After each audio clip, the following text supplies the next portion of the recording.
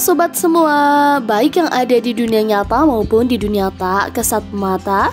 Selamat datang kembali di channel kesayangan kita semua. Kali ini kita akan membahas tentang kemana perginya arwah kucing ketika mati. Benarkah kita bisa bersama kucing kita kelak di akhirat? Ini penjelasannya versi channel Pus Pus Meow. Pastikan untuk menonton sampai selesai.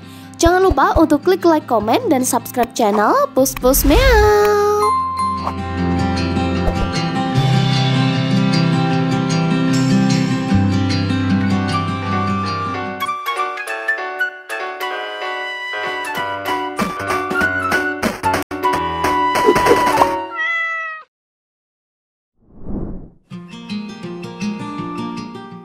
Nah sobat, kalian pasti ingin selalu mendapatkan pahala kebaikan dari Allah Subhanahu wa Ta'ala.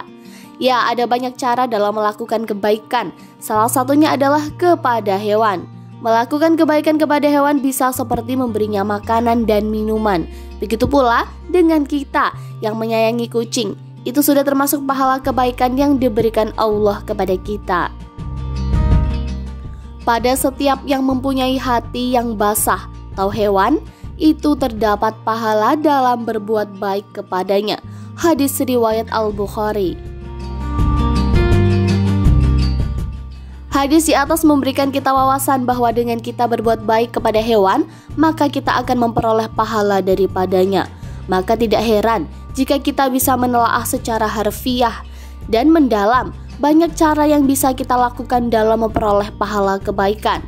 Lalu, apa hukuman pahala yang akan kita peroleh jika menyiksa kucing? Dan kemana ruh kucing pergi? Dan apakah kita masih bisa bertemu kucing kita di akhirat nanti? Ketahui semua informasinya dengan simak video ini sampai akhir, agar kita semua bisa mengerti apa yang harus kita lakukan. Salah satunya kepada hewan mungil ini.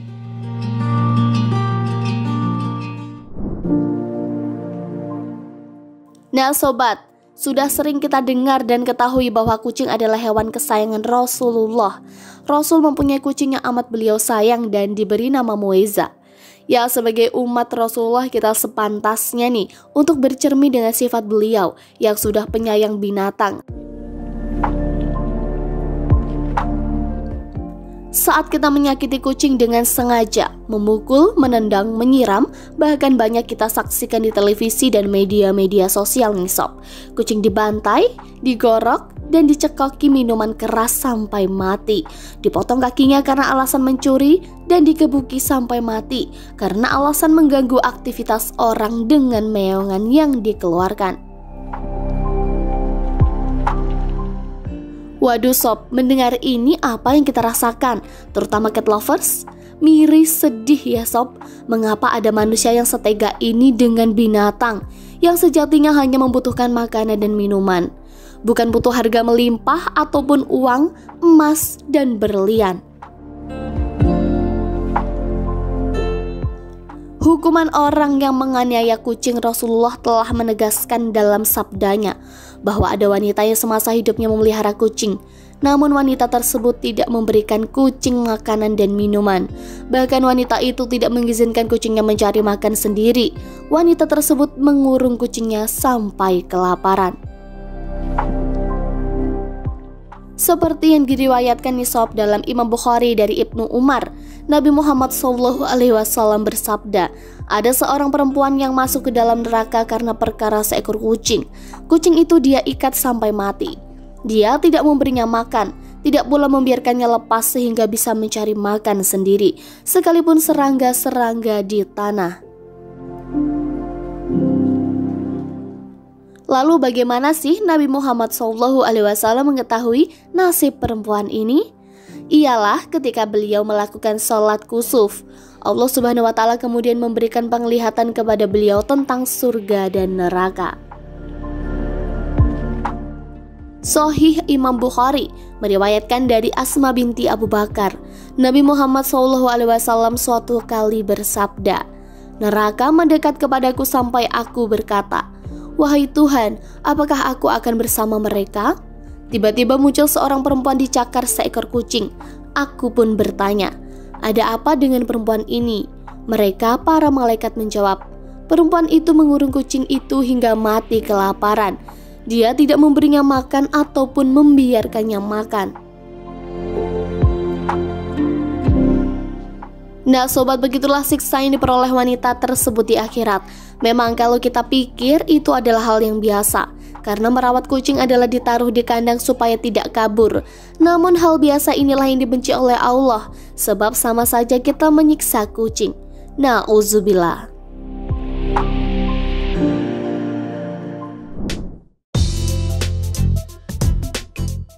Lalu nih sobat, kemana sih arwah kucing setelah mati?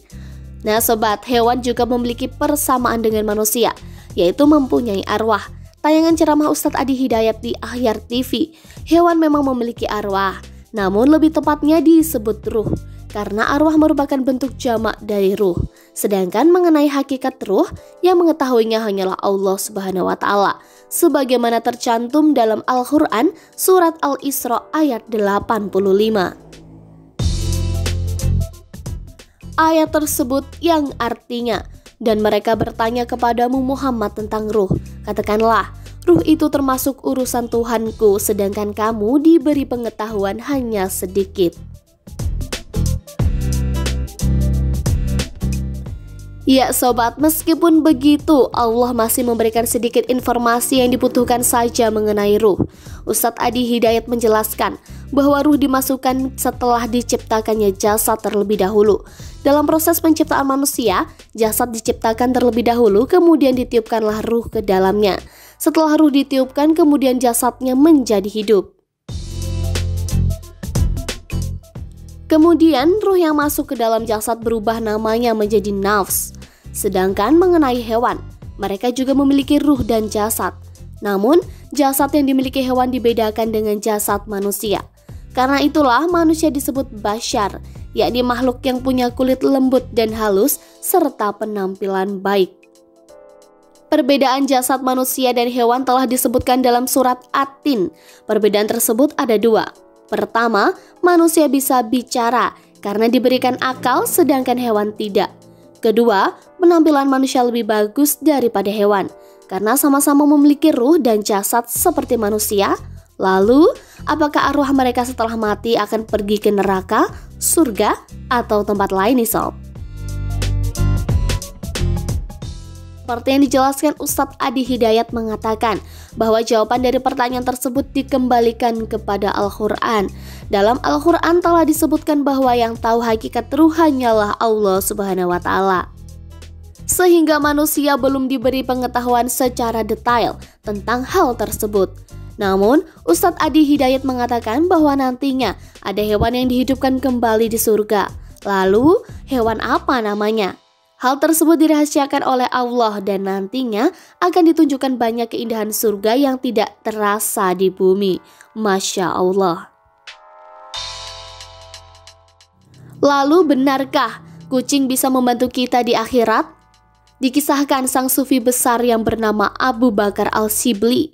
Konon setelah wafatnya hadir dalam mimpi temannya, berdialog dengan Allah Subhanahu wa Ta'ala. Apa yang menyebabkan dosamu diampuni oleh aku?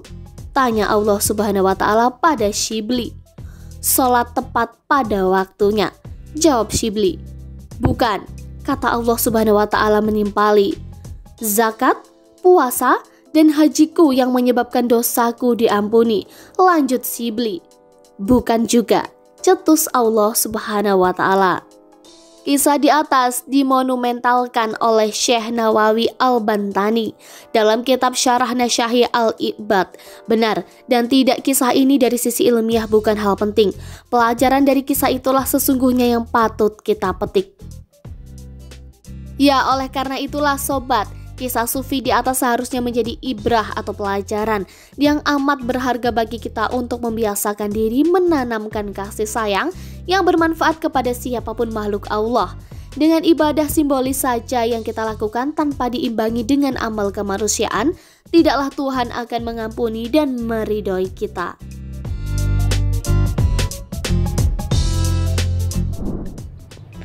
Nah, baik sob, semoga video tersebut bermanfaat bagi sobat pus-pus miau semua. Terakhir, jangan lupa untuk klik like, komen, dan subscribe, dan aktifkan notifikasi supaya kalian tidak ketinggalan video lainnya. Dan sampai jumpa di video berikutnya.